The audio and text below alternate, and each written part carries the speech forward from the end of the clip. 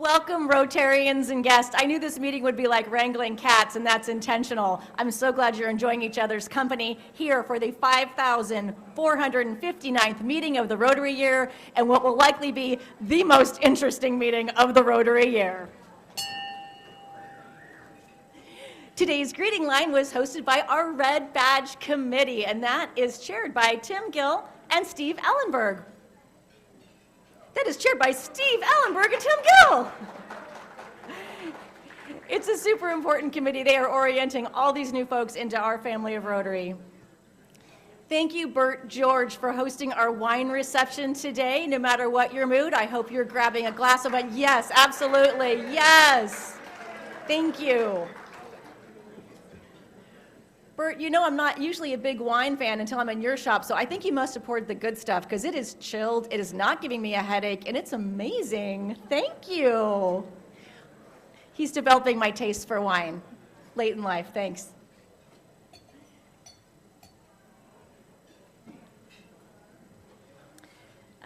Today, we have so many guests in the room that I'm going to do that president prerogative of skipping guest introductions.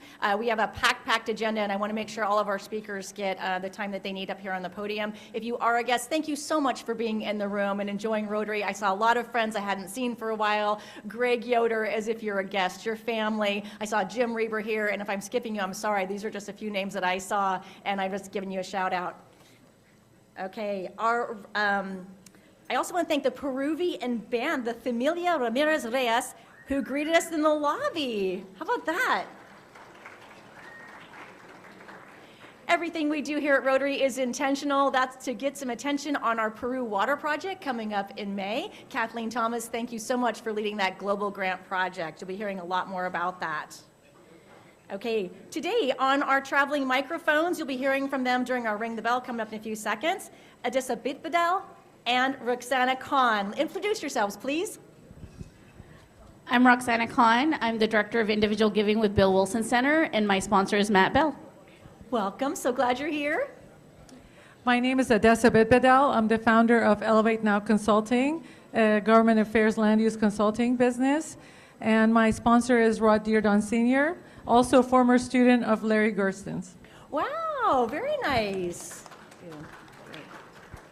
Okay, today is it's the first Wednesday of the month, and that means it's Ring the Bell. Hope you had some time to think about that. This is a time when we ring the bell for a $100 minimum contribution to our foundation, where you share with us good news, bad news, what do you need support with, what do you want to brag about, what do you want to shine some focus on. Let's ring the bell. Who has some good news they'd like to share and ring the bell? We've got we've got Carl Salas right down in front. Sean, let's do Sean Connell in the back first. Going to divide and conquer. And then Roxana, if you can make your way down to, oh, you have one over there? Oh, awesome. We'll get you. Sean. Good afternoon. I just want to ring the bell once because in April of 2025, I will be a grandpa for the first time because another woman is coming into my life. Emily, my daughter Emily, and her husband Jake are expecting their first child. So ring the bell once. Thanks.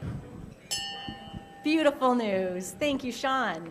Okay, Dennis Brock over here. I'm going to ring the bell twice. Ooh. Because I've got a granddaughter that just got a full ride to the University of Nebraska, and Grandpa doesn't have to pay for it. I love it. Those college contributions coming to Rotary instead. Thank you so much. We've got Carl Salas down in front who needs a microphone when we get there. Let me go with Chris. President Heather, 3 rings, 1 for each son. Ooh. My youngest son is expecting their second daughter, staying with the grandchild theme. My middle son just got married and is buying a home. And my oldest son just got a new job and moved to Pittsburgh and bought a house that he could not afford here.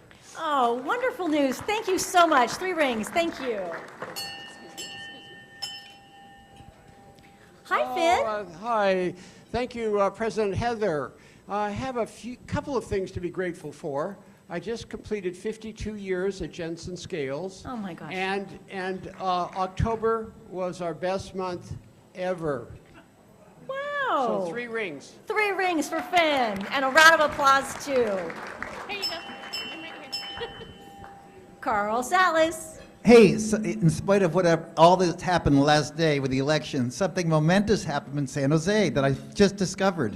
We love momentous in San Jose. What is it? The bar is low, first of all, but the elevators on the south side actually worked today. Oh my God, yes, yes. For the first time in years, the elevators work. How many rings do you want for that one, Carl? We'll go 1 ring per elevator as we get them all up online. Hi, Catherine. Hi, President Heather. I'm ringing the bell for my son, Tyler Vandiver, for his acceptance into med school. I'm so proud. Wow. That kid worked his butt off, so it's really something special. Congratulations. I'm looking around the room. This is the time to share your enthusiasm for life, your legacy for living, what's going on in your world, what needs some attention. And that's it for Ring the Bell. This is like, where's Matt Robin? I feel like a bad auctioneer right now. What's going on here? No, I said I'm a bad auctioneer. I need your help. All right. Any more Ring the Bells? Oh, fantastic. Oh, we've got Pam Foley down here in front. And we've got right there in the back. Hi. Hi, I'm Emily Esparza. I'm happy to be here. Today is my first red badge appointment, so I'm very excited. And I'm ringing the bell for my daughter who's visiting from Montana, Christina, as a guest today. Thank you so much. Thank you. Welcome, Christina. Hi. We've got Pam Foley. Hi there. Hi. It's Ring the Bell. That's awesome. Thank you. So my table would like me to ring the bell for something, but it's not quite political, so I'm not going to. And they can all just write a check to the endowment anyway. They can. So Large I'll say ones. that. Lots of zeros. The other thing that I do want to ring the bell for is that I brought my husband with me, Mike Foley, and he just celebrated his 70th birthday. Happy birthday. Yay! Happy birthday, Mike Foley. Hi, President Heather. Oh, hi, Kelly Gipple. Hello.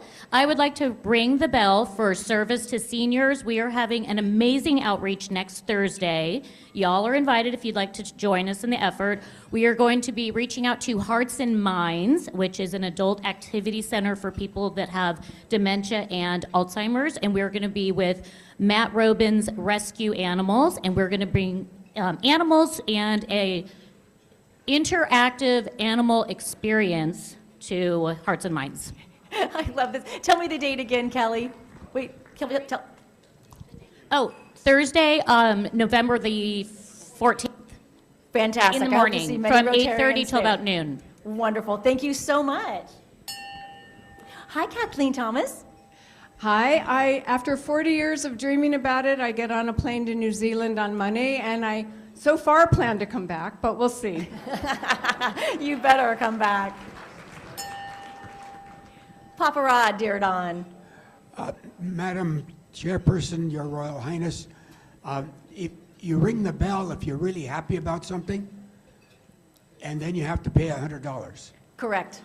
Okay, if I'm really unhappy, do I get $100? You pay $500 because you'll get all the love and consolation from the room. Free therapy. In that case, I'm not going to say how unhappy I am about yesterday. I'm going to go for $100 on that one. Thank you, Rod. All right, any others? Oh, Jonica Clem, hi. She's waiting for a microphone. Awesome. I'll ring the bell for something happy. I am so proud of this woman for stepping up and running for office. Congratulations to Shiloh Ballard, who was elected onto the Water Board. Beautiful. Thank you, that's beautiful, Jonica. Hi, Randy. Howdy, I'd like to ring the bell one time for, I have been running Clean Solar for 18 years and I just found someone to be CEO of the business, so I am entering into what I'm calling the neutral zone until I figure out what my next thing is. Fantastic. If I may make a suggestion, many committees need your leadership. Got one more. Looks like Will would like to make a contribution, share some good news with us. Hi, Will Nevis. Yeah, hi. I'm Will Nevis. I just crossed something off my bucket list, so I want to ring the bell one time. I crossed an international border in a light aircraft about 3 weeks ago for the, And for the by first time. international border, do you mean Highway 85 last Monday? Was that Yeah. From above, yeah, that's what it looked like, yeah. Congratulations. Thank you. Any other great news, bad news, consolation you need? Got that? Oh, good. I almost picked on Chuck Cantrell, but he's just waving at a friend. That almost cost you $100. All right. Thank you so much for your contributions to the foundation, and thank you so much for sharing your energy and joy with us. All righty. Next up, new member introduction. Come on up. Brian Adams and Tony Mata.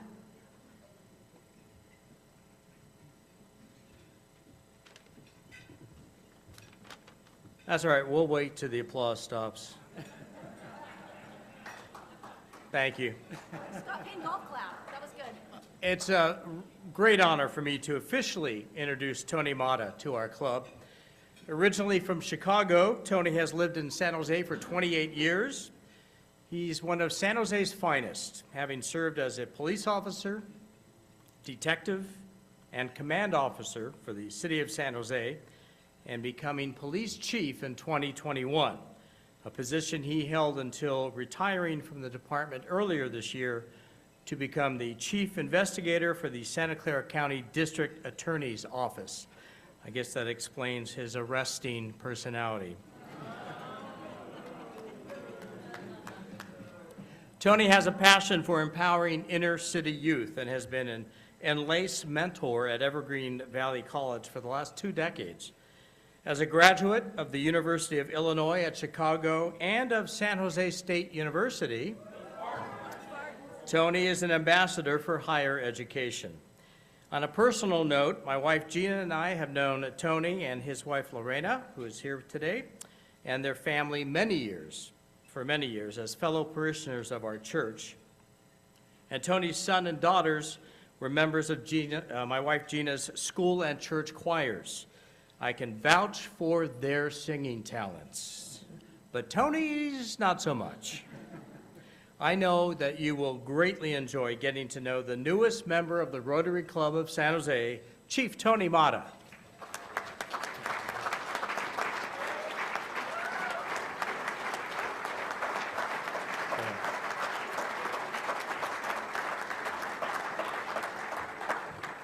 Thank you, Past President Adams, and thank you, President Heather, and all my sponsors for your support.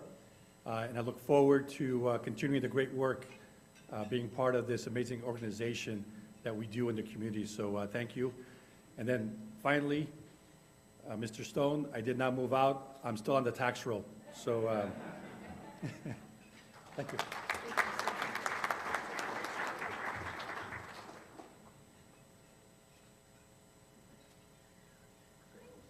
Wonderful introduction. Oh, I love new member introductions. Wonderful. Sal Pizarro, where are you? Oh, he's right there. You're so perfect. All right. I follow instructions. You do, and you actually have an extra minute or two because we want to put those in around town because you've got lots to announce. Okay. So much to say. And first, let me say a very nice you're welcome to Larry Gerston because, how lucky were you? All these people are here to see me, not you. So, it's great for you. We've got a lot going on this month. It's fall, but we are really starting to get into the holiday season here in San Jose. One of those holidays, of course, is the Veterans Day Parade. Veterans Day is next Monday. Of course, we were tabling outside. We've been a big part of the charge to get this parade going this year. I'll be out there helping to announce.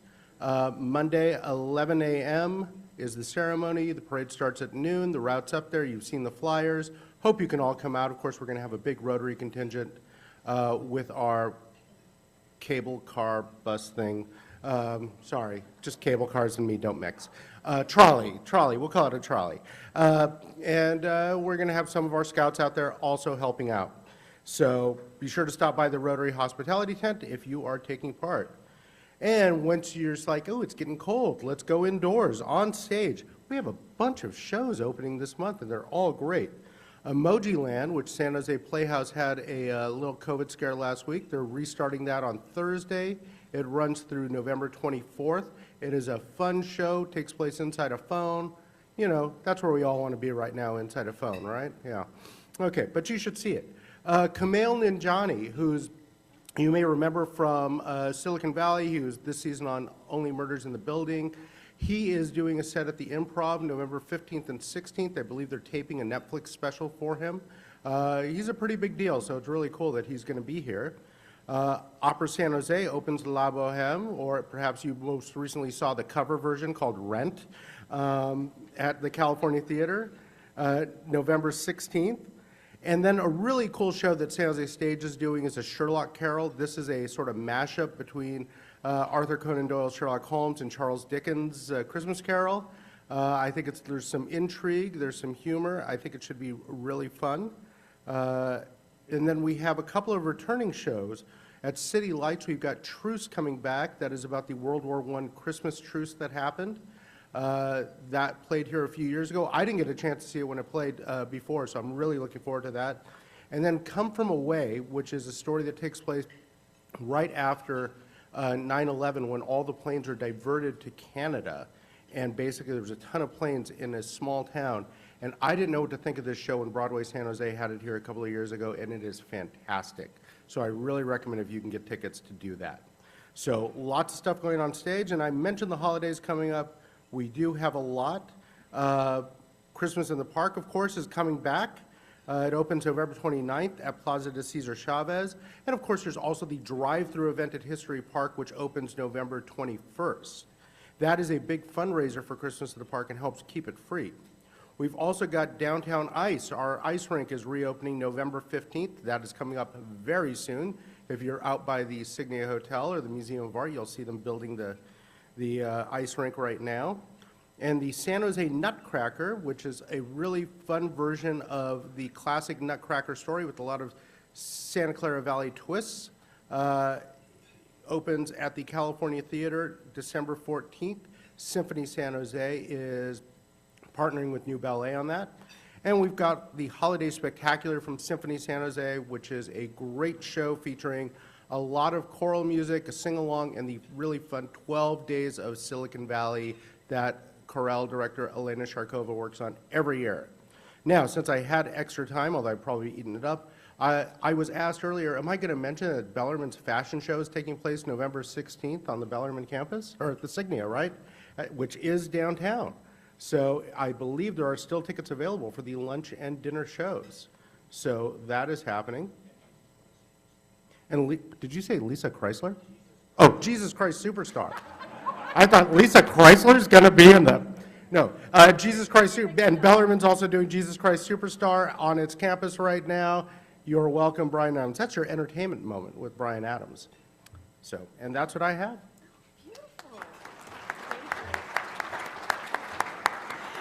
Nowhere but this room does Jesus Christ Superstar and Lisa Chrysler get mixed up. That was great. Next up, Red Badge Committee.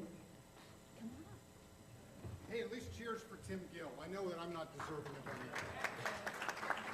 Okay, you'll have to tell me later what that all means. But anyway, good afternoon, everybody. Hey, I just want to let you know the Rotary Club of San Jose is booming. We have over 60 Red Badgers.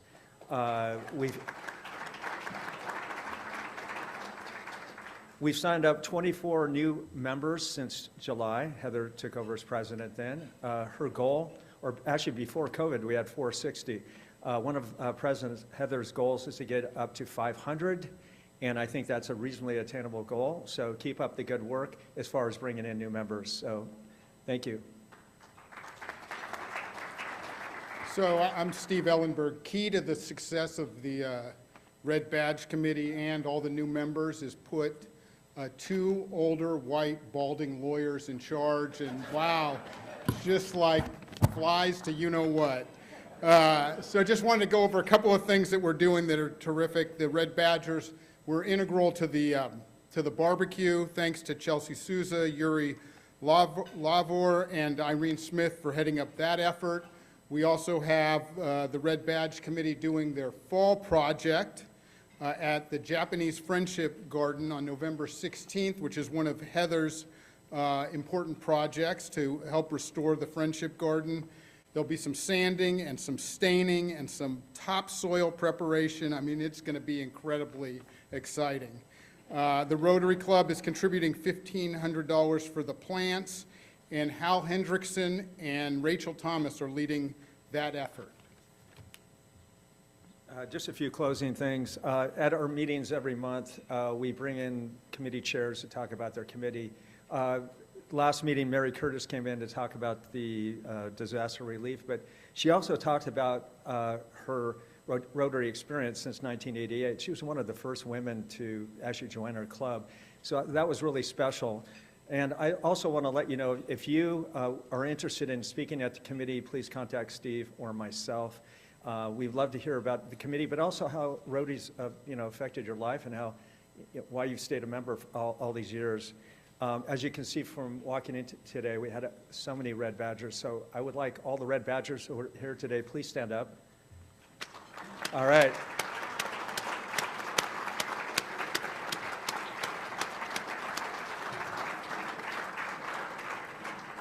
Thank you, Red Badgers, and let's try to meet President Heather's goal. Let's get 500 people, so keep up the good work. And also, one last thing, we want the Red Badgers to be engaged, so please connect with them. Sit at their table, just chat with them. That's going to keep people in the club, okay? Thank you.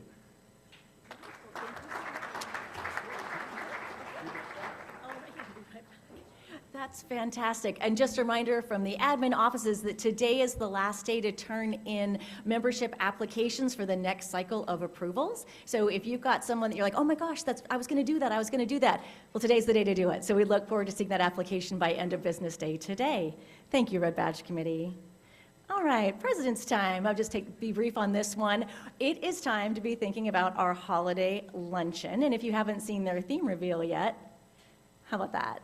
Oh my gosh, it's going to be so much fun. So we're going to start out with some early bird ticket sales. So if you get your ticket early, you get a little bit of a discount on that one. I'm going to let this pause for just a moment so you can get out your phones and take a look at that QR code. Thank you. I see Vicki doing that right now.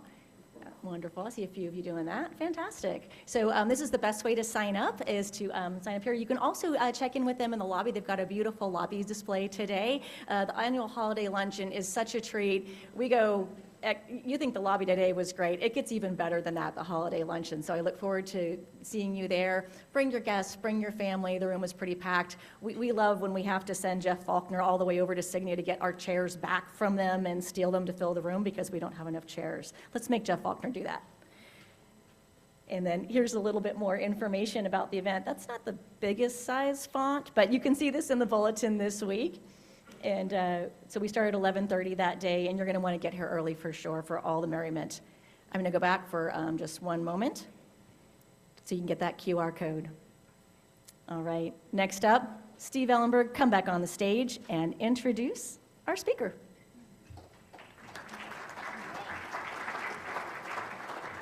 Thanks for that smattering of applause. I had tried to get in to see my therapist today, but no luck, so I'm doing the next best thing.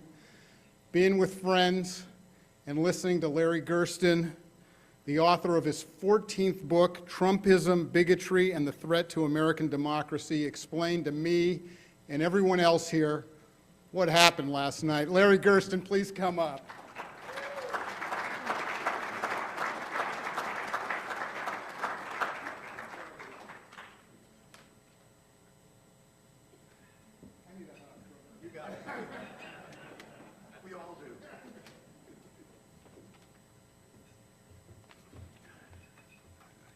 What do I do with this? I guess. Well, here we are again.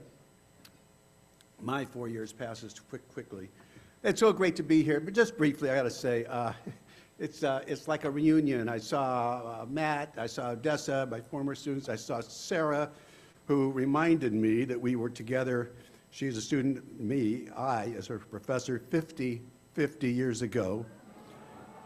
Sarah was a 6-year-old at that time on a very special program. I also saw my dean, Dean Heckstrom, who wanted to talk to me about something about a firing that he meant to do. So, some of these things are good, some not. But anyway, it's great to see everybody. Wow, where do we go? I'll tell you where I go. I had a tough day yesterday working, and I didn't finish till 1 o'clock over at NBC. Got home, threw myself into bed, and fell into a deep sleep. An hour or so later, I'm being shook like it's an earthquake. And what was? My wife was shaking me like crazy. I said, what's going on? She said, you were shaking. I said, what, I'm shaking? She said, you were shaking. You were screaming. You were even swearing. What, I don't know what you're talking about. He said, what were you thinking? I said, oh, now I remember. I had a nightmare. I couldn't believe it. I dreamt that Trump won. He won, but the guy had been impeached twice, convicted of sexual abuse, 34 felony counts of business fraud, indicted for inciting a riot to overturn the election, and he won. How could that be? She said, welcome to 2024. And that's where we are. Unbelievable. We're talking about somebody who no one, I think, most people think, would never have won, especially after the 2020 election. It was, whatever you might think, like him, hate him, anywhere in between, it was the most stunning comeback in American political history. Nothing ever gets close to it.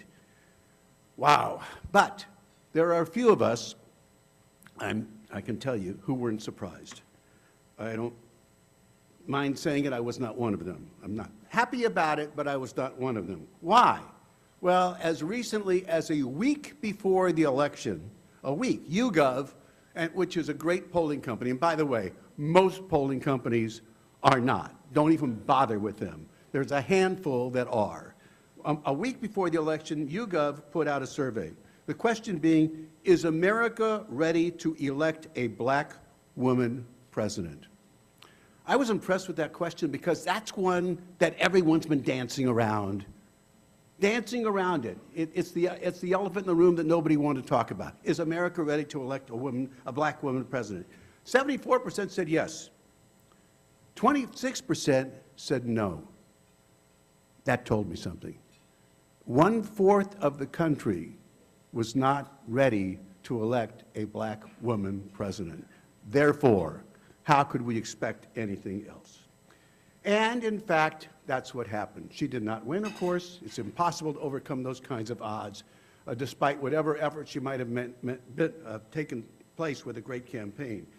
And you know, we learned more. This morning, I saw the CBS exit polls, and they compared Harris's results with various groups compared to Biden's in 2020. And what happened? She lost support among Latinos compared to Biden. She lost support among the young compared to Biden in 2020. She lost support among women compared to 2020. Wow. In fact, the gender gap that's been heralded by so many people as 20, 30, 40 points was 10 points. No different than any other year in recent presidential elections. Lost Latinos, lost the young, lost women. Why did this happen? I'm sure you're not the only one asking that question. Why did this happen? Well, there's no single reason. We can't be that simplistic about anything. But I do think there's a couple of things that we want to think about. Number one, there was a false assumption. There was a false assumption between connecting women's votes regarding reproductive freedom and the Harris campaign. The assumption was that pro-choice women would automatically vote for Harris. That's a reasonable expectation. Harris, after all, was the leader, the national leader in terms of reproductive rights. This is where she found her voice. And this is where so many women, and some men, by the way, found theirs, agreeing with her, okay? Reproductive freedom was on the ballot in 10 states. My goodness, 10 states. We're going to get the word out every place. And in fact, it passed in 10 states. And it would have passed in Florida, where it gained 57% of the vote. Not enough, because they had a 60% minimum. Okay? So this is amazing. And by the way, in 2 of those states, they were swing states, Nevada and Arizona. They both had it on the ballot. It passed there. Nevada and Arizona also went for Trump. Okay? So we think about these things, and we learn quickly now that there was no tight relationship between the movement for reproductive freedom and the vote for president. I think that surprised a number of people. The other thing I want to talk to you about was immigration and race. 1 out of 7 people in the United States today is an immigrant. Guess what? That's the same statistic from 100 years ago. when 1 out of 7 people living in this country then was an immigrant. Okay, but there's a difference. The difference is the current wave of immigrants today are people of color. Much different from the 1920s, because after all, Asian Americans have been blocked out. Both Japanese Americans and Chinese were blocked out from congressional legislation.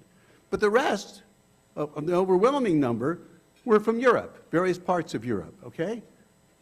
Whites from Europe. That's not the story today. Today the story is, of course, that most of the immigrants over the last 10 years have been people of color. That's had an impact on many people in this country. The non-Hispanic white population in 1990 was 76%. 3 out of 4 Americans were non-Hispanic whites. The non-Hispanic white population in 2022 was 59%. That's a big change. That's a big change that a lot of people have a hard time with. And note that really fits in well with Trump's continuation of the theme about concern for our culture. Our culture is a nice way of saying people of color coming into the country and threatening the white population. So we begin to make sense of all this. A sense to the extent that this election was about gender and race. A lot of people are going to say, no, it was about economics. It was about whites going, middle class and working class whites going one place, people otherwise going into another. There's some merit to that, and I'll get to that in a second. But the fact of the matter is, more than anything else, it was about race, and it was about, race and gender, right? And that's just not going to go away. It's not going to go away in the near term. I don't know when it goes away, but it's not about to go away now. And I want to take a step further down. Zoom out with me for a moment to look at the bigger picture. You know, this election comes and goes. There'll be another one in 4 years. And by the way, I should say to this, which gets to my next point, is that this election was just part 3 of a 3-part change. The 2016 election, the 2020 election, and this election.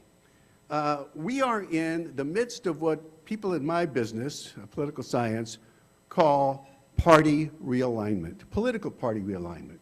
This happens maybe every 60 or 70 years.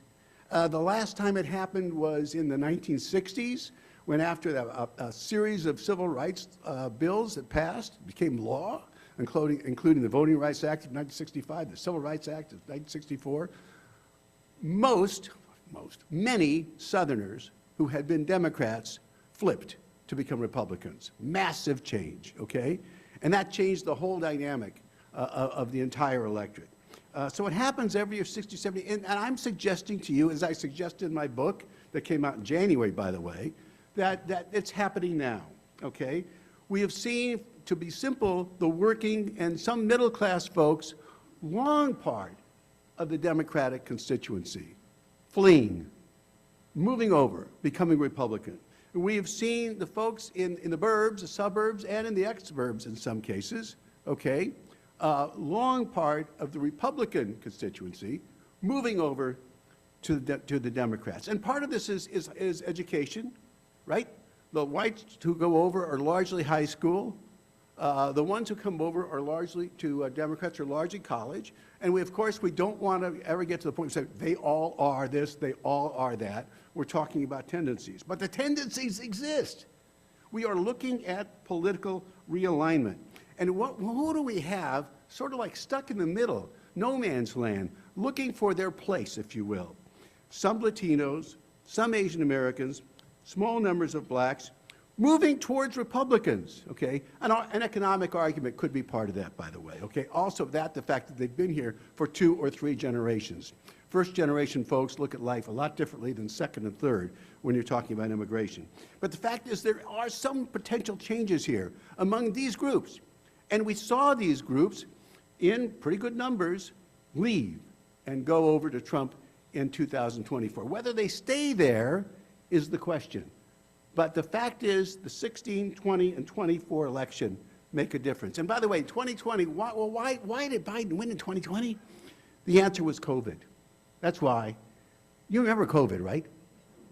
Because a lot of people don't, okay? Trump was told about COVID in January, early January of 2020. Trump did not do a thing about COVID until March. A lot of stuff happened between January and March. And that became the basis for anger. Downstream, and by the end of the year, the public was pretty angry. Had COVID not occurred, my suggestion is that Trump would have been reelected then. I guess which would have put him for a third term this time. Oh well, if, of course, you know that's not allowed, at least for now, in the 22nd Amendment. So I think we're at that situation where we're seeing this phenomenal transformation of party realignment. And with that, I would say to you that we see evangelicals now thoroughly in control of the Republican Party. And I think with that, we're going to see lots more events dealing with reproductive rights. I think you can expect to see President Trump talk about the Comstock Act of 1873, and if you don't know about it, brush up on it, because in words it says basically that you can't go ahead and send contraceptives, among other things, through the mail. That law is on the books.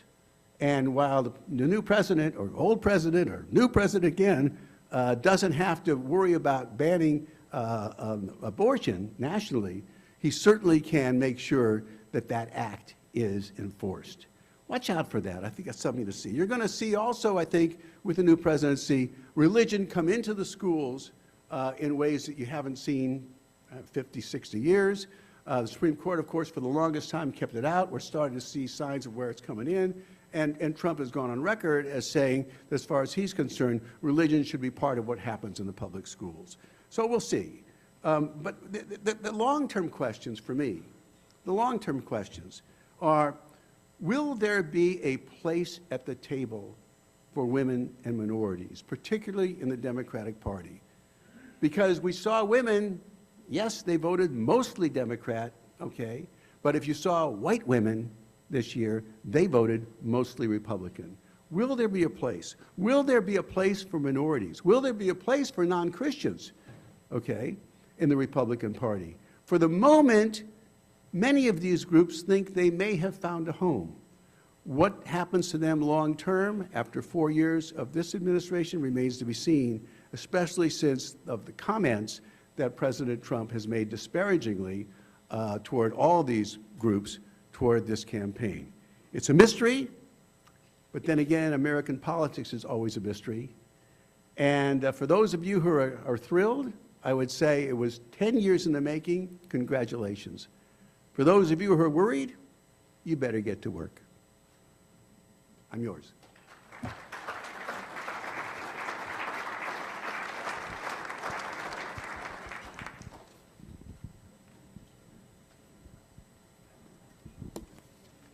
Larry, thank you very much. It seems to me, comment and then a question. Comment relative to politics, it seems that we have a great deal of greed and arrogance and power-hungry folks that like to stay in power once in power, and that crosses the gamut between Democrats, Republicans, and everyone in between. You didn't touch on the President's role and the First Lady's role in perpetuating his running in 2024, and to the extent that Vice President Harris had an opportunity to be fully vetted through a primary process, might that have made any difference in your judgment? Yeah, it's a good question. I'm not going to comment on your comment, but I will comment on your question. Look, hindsight is so good, especially in politics, right? Should have, right? We all do this. I think there's an argument to be made that it would have been cleaner for the Democrats had Biden decided not to run. Absolutely. But beyond that, the question then is, would Harris have survived the primaries? And I have no indication that she would have. You know, I think it's a big leap to say that she would have. And again, this gets back to my point about race and gender in politics. We're a long way from accepting these two components of American society. We find different reasons, such as our culture, but we're a long way. So I don't know. I think vetting is also always good. There's no doubt about it that she didn't have the chance to present herself to the country as well as she might have had she started a year earlier. I remember in 1991, in a small room at the Cupertino Inn of 30 people, maybe less. In fact, Scott was the reporter in that room, Scott Harehold. I met Bill Clinton. This was in September of 1991. Who was Bill Clinton? Nobody knew who Bill Clinton was. Nobody knew who he was, okay? And of course, 14 months later, he became president. So there is something to be said about a longer go at it. There's no doubt about it. But I'm not convinced for any reason, for any moment, that meant that she automatically would have a shot at the nomination. A shot, but necessarily get it, I have no idea. Let's go to Elizabeth Monley and then Mike Block. Thank you, Professor Gerston. My question is regarding polling. How are we to believe polling? How are we to understand it when in this day and age, most of us get so much stuff on our cell phones and we have the option of clicking on a link or not? Same thing when we have an email, we have the option. So who are the people who are actually answering polls? Okay, you're absolutely right about polling. Polling gets a bad rap, and I did polling for 25 years.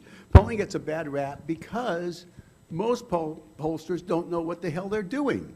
They really don't. And they put out a press release, here's the poll, I asked 500 of my best friends, or whatever it is, and here's the answer. You're right, there are a handful, literally a handful of organizations that are good. YouGov is a good one, and that's the poll I cited. YouGov, it's as good as they get. Gallup, a couple of others. I watched my own network, NBC, release the results of a poll just days before the election, and I was watching it, and I looked at the bottom, and you always got to see the fine print, and it said registered voter. I pulled what few hairs I have left out of my head. I mean, registered voters don't matter. Likely voters matter. Well, to find likely voters, you have to vet and get down. What have you done the last 4 elections, okay? Have you voted for all 4? Have you voted for all? It takes time. And too many polling organizations don't bother to take time, don't have good methodologies, they don't wait, I can go on and on. And you have to be very careful. The second point I want to make is, the good pollsters had it right. It was down to the wire. It was 50-50. And even if you look at President Trump's victories in so many of these states, it was by a point, about 2 points. You can't get any better than that. So these pollsters were right, but nonetheless, right meaning they were within the margin of error, and by golly, that's how it turned out. There were very few states where Trump ran away, where we would have thought otherwise. I can't think of one right now. You know, this is how it goes. We can't expect polling to give us the answer. We can expect polling to tell us where things look, relatively speaking. Thank you. Mike Block. Thanks, Professor Gerston. Appreciate your commentary on the political party realignment. I completely agree. One of the groups that has really realigned are union members, which, as you know, traditionally have been probably the most solid Democratic base. And it was shocking to me and a lot of others, I'm sure, that so few unions endorsed Kamala. I don't know what was going on. Some of them just didn't endorse anyone, and then a number of them endorsed Trump. In my own company, a union company, I had many folks, union members, endorsing and putting out on social media Trump posts. And I wanted to, send them a note saying you're an idiot because you must want to work for half the wage you're getting paid now and to have no benefits and no insurance and no nothing because, in my work in Washington and in major trade groups of employers, Trump has been the most anti-union president in the last 50 years possibly. I'm waiting for a question. My question is, what is wrong with our unions and why were they not able to communicate how dangerous Trump is to unions and hence lost all that vote? Okay. Sorry. That's okay. A little venting. These are emotional times. I get it. We still have wine left. I get it. I get it. I want to make sure I get it before I leave. Look, we have seen this track over the last 3 elections. We have seen 35, 40, 45%. I wouldn't be surprised if this time at least half of union members, okay? Let's bear a couple of things in mind. She did get most of the union endorsements. She did not get, for example, Teamsters, okay? Why? Because it turns out that Teamsters would have voted about 2-to-1 for Trump, and so, you know, the leadership managed to just get away with no endorsement. But even though she gets the endorsement from leaderships, that doesn't mean that the members follow. Think about the unions, okay? Many of them are working class, even middle class. Many of them are white, okay? And here you have this bombardment of the threat to our culture from immigrants coming in. Never mind the fact that these immigrants weren't educated enough or experienced enough to take any of these jobs. But the fact is, you've heard former President Trump talk how many times how they're taking black jobs and Hispanic jobs. Excuse me, okay, what do we mean by that? Well, what he's trying to say is, you have to worry. You have to worry, and they could take your job too. And I think that kind of thing, you know, you say something enough and enough and enough to people who need to hear something, and it begins to resonate. And I want to tell you, people look at Donald Trump as the outlier, as the exception. If we just didn't have Donald Trump, well, we know we'd have a J.D. Vance, okay? We'd have a Ron DeSantis. We'd have, I can give you a list, a long list of people who think like him. And the fact is, we have a Donald Trump because Donald Trump, what he says, resonates with so many white Americans. That is why we have a Donald Trump. And if we and he is preaching to them what they want to hear. And that goes very well for the unions, okay? He told them what they wanted to hear, and that was enough. And feeling the need for self-preservation, which I understand, they went ahead and cast their votes, regardless of the logic that you just offered. Go in the center here, please. Professor Gerston, my name is Christine Burr, and I used to work for Cengage. I sold the pants off of your California politics book, and I've met you so many times. I'm so happy to see you today. We need to talk. I know. My question is about Gen Z. How did they show up? How did they consume the information and get ready to vote? And how did that go for this You know election? what? I haven't looked deeply enough into the data on that. I saw some this morning as I was frantically writing this stuff down. I do know that young voters, okay, voted less for Harris than they did for Biden, okay, in 2020. I do know, I think, and I don't know if I mentioned this, but the gender gap disappeared. And it disappeared among young women, too. And I read about a 39-point gender gap among women 18 to 29. Not digging deeply enough to the data just hours later, my belief is that Gen Z did not come and vote to the degree that the Harris campaign thought they would. And by the way, it's not the first time Democrats have been disappointed about that. Look, I mean, you know, when you're young, you've got a lot of things in your mind, which gets me to my most favorite point that I'm going to make in my last chapter of my new book, which is called Overcoming Trumpism, by the way. It is, and I've been working on it for a year, which tells you what I was thinking about this election. You know, we need to teach so badly in our K through 12 civic education, civic learning. We just do. And it will be the last chapter of my book where I absolutely rant and rave on people for not teaching students what democracy is. They do not know what democracy is, and many of them have been in this business now, their 30s and their 40s. They do not know. Democracy is what you win in this election. No, it's not. That's only part of it. That's the tip of the iceberg. Democracy is showing people how to graciously accept defeat, and I hope the Democrats learn that this time. They have done that in the past. Democracy is showing people how to find compromise, middle ground. That's democracy. Democracy is not going out and trying to get rid of newspapers and get rid of media who say what you don't like. That's not democracy. So they don't know. They don't know, and we expect them to know.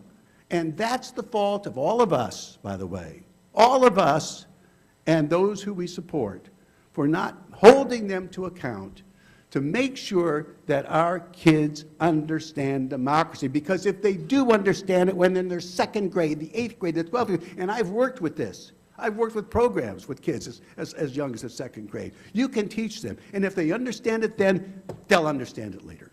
That's all. I'm done with that.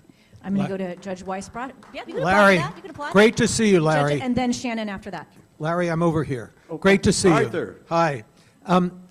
Given your remarks about race and gender, were you surprised that Harris did as well as she did? And the follow-up question is, how much of an impact would it have been if Biden had shut the border a year ago or 6 months ago? I thought that was a tremendously important thing for him to do, and he didn't do it. For all obvious reasons, but he didn't do it. As to your first question, am I surprised? No, I'm not surprised. I pretty much thought that this would happen. I can't argue about this state or that state, but the end result is pretty much what I expected. So I've been living in depression for many months ahead of time, which has allowed me to get used to it more. As far as the other question goes, I don't know. I mean, it might have been. It might have been.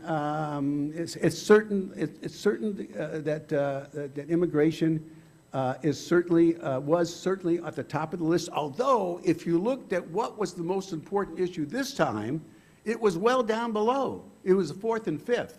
So it might have reached its peak. I do think the argument that Harris had on this was a good one when she said we had the most conservative Republican bill on immigration we've seen ever, and Trump pulled it away. I think that was a very good point for her. I don't know if it would have mattered. I don't know. There are so many variables out there, and I still believe that the biggest fear is what's going to change for us. One of the things I meant to mention, I didn't because I don't even read my notes, is that this country was 76% non-Hispanic white. Did I mention that? Okay, they did mention it. That's how much I remember. Okay, yeah, we're down to 59%, and that's a huge change for a lot of people, and I just don't know that so many people are willing to accept it. Okay, what else? Are we done? No, we're not done. Are you kidding? You're staying up here for an hour. No, Shannon, please. Hi, Professor Gerston. Thank you. My name is Shannon Corpus, and my question and thoughts are around the psychological phenomenon going on here, and as you touched on, lack of education. How do we as Americans, and especially as women, raise awareness and battle the groupthink with this level of psychopathy that's in office? The groupthink. Groupthink. It's the psychological phenomenon that happens with toxic leaders, just like with Hitler and people following that guy. them. Yeah. They're being people are being manipulated. Yeah. I mean, look, okay, now I'm back in destroying my own business here. We tend to depend on bits and pieces of information because that's all we have the time for, all right? So, a TV story, and here I am, I hope my general manager's not here. A TV story is 90 seconds, about a minute and a half. That's about what it is, okay? You read a New York Times story, it's 900 words. 900 words versus a minute and a half, which is about 90 words. 90 words versus 900 words. Tell me which one of those you think you're getting more information from. But what's happened is we've shied away from written information. Newspapers are on the endangered species list. The same thing for thinking magazines. And what we've done is gone to our phones, gone to other sources, quote unquote, of information. We read things on Instagram, and it's got to be true. We read things in places that, look to be real. And we, as individuals, do not challenge. We don't. We take the easy way out. I'm telling you, and I'm sorry, but this democracy is on the verge. You might call that, as our good friend Joe would say, hyperbole. I don't. It's on the verge. It's on the verge because we no longer care to really understand what's going on. Democracies do not fall because some other country attacks you. What you see in Ukraine with Russia, that is an aberration. Democracies look around the world, go back thousands of years. Check with Anne Applebaum, who writes well on this, okay? Democracies fall from within. They implode, bit by bit, incrementally. One day a little bit of this, one day a little bit of that. Before you know it, you've got a choice of this guy or this guy for the election. And it happens by the people we elect. Okay, they are elected democratically. This is not me talking. These are scholars who have been in this business for many, many years, and I've been alive. And that's a long time. So let me tell you, we better start reading. We better start learning. We better start talking. We better start doing it yesterday. Because I'll tell you something. If this democracy falls apart, this generation will be responsible for it.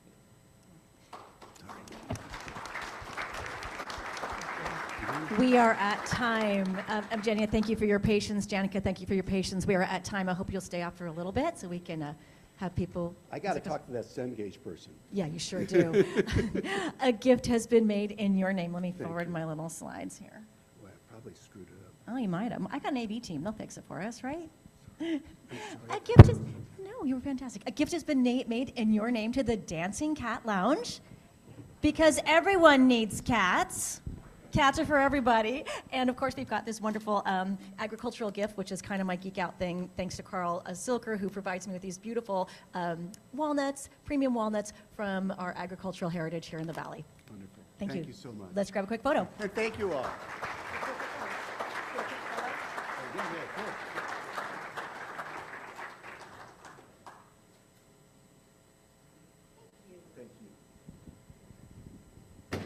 See, I got a great AV team.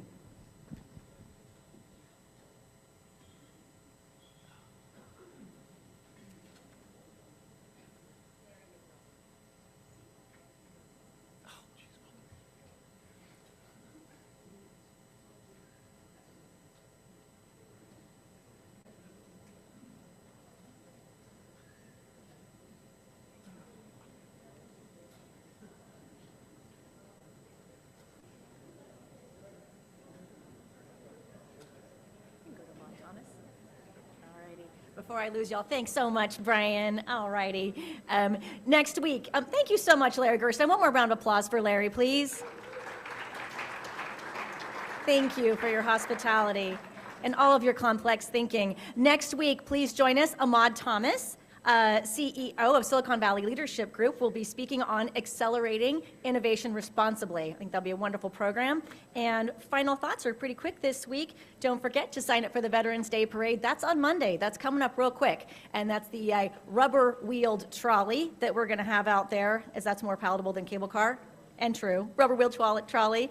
And then we've got a fantastic fun and friendship hike coming up, led by Ashley Hopkins Pass, and that is going to be at the Almaden Quicksilver site. We finally have great hiking weather. It's not 100 degrees. You guys, thank you so much for your ring the bells today, for all your enthusiasm, for your complex thinking. I'm sure you'll all run out and get a subscription to The Atlantic after this. We are adjourned.